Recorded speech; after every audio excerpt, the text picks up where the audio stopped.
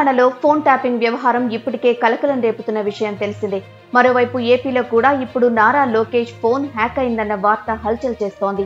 ఏపీలో సార్వత్రిక ఎన్నికల వేళ టీడీపీ జాతీయ ప్రధాన కార్యదర్శి నారా లోకేష్ ఫోన్ హ్యాక్ కు గురైన విషయం కలకలం రేపుతోంది. ఇప్పటికే యాపిల్ సంస్థ కూడా లోకేష్ ఫోన్ కు సెక్యూరిటీ అలర్ట్ తో పాటు ఈమెయిల్ కూడా పంపింది. మీ హ్యాండ్సెట్ ట్యాపింగ్, హ్యాకింగ్ జరగకుండా జాగ్రత్తలు తీసుకోవాలని లోకేష్ ను అలర్ట్ చేసింది.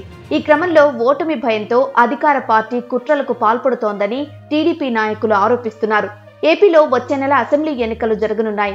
దీంతో అధికార, ప్రతిపక్ష పార్టీలు జోరుగా ఎన్నికల ప్రచారం నిర్వహిస్తున్నాయి. ఈ క్రమంలో రాబోయే ఎన్నికల్లో ప్రతిపక్ష నాయకుల ఫోన్లను హ్యాక్, ట్యాపింగ్ చేసి ఎలాగైనా విజయం సాధించాలి అనే దుర్బుద్ధితో ఫ్యాన్ పార్టీ ఇలాంటి సిగ్గుమాలిన పనులకు ఒడిగట్టిందంటూ ఆగ్రహం వ్యక్తం చేస్తున్నారు టీడీపీ నాయకులు. Nara Lokesh phone tapping, hacking కు పాల్పడింది వైసీపీ ప్రభుత్వమేనని టీడీపీ నేతలు ఫైర్ అవుతున్నారు. ఫోన్ ట్యాపింగ్ వ్యవహారం, యాపిల్ అలర్ట్ నోటిఫికేషన్ నేపథ్యంలో కేంద్ర ఎన్నికల సంఘం, రాష్ట్ర ఎన్నికల సంఘం సంబంధిత అధికారులకు టీడీపీ ఫిర్యాదు చేసేందుకు సిద్ధమవుతోంది. తమ ఫోన్లు జగన్ ప్రభుత్వం ట్యాప్ చేస్తోందని ఎప్పటి నుంచో టీడీపీ నేతలు ఆరోపిస్తున్నారు. ఫోన్ ట్యాపింగ్ వ్యవహారంపై పెద్ద ఎత్తున పోరాడతామని టీడీపీ నేతలు అంటున్నారు. ప్రజల నమ్మకం కోల్పోవడంతో AP CM Jagan phone tapping పై నమ్మకం పెట్టుకున్నారంటూ అటు టీడీపీ నేతలు ఆరోపణలు చేస్తున్నారు.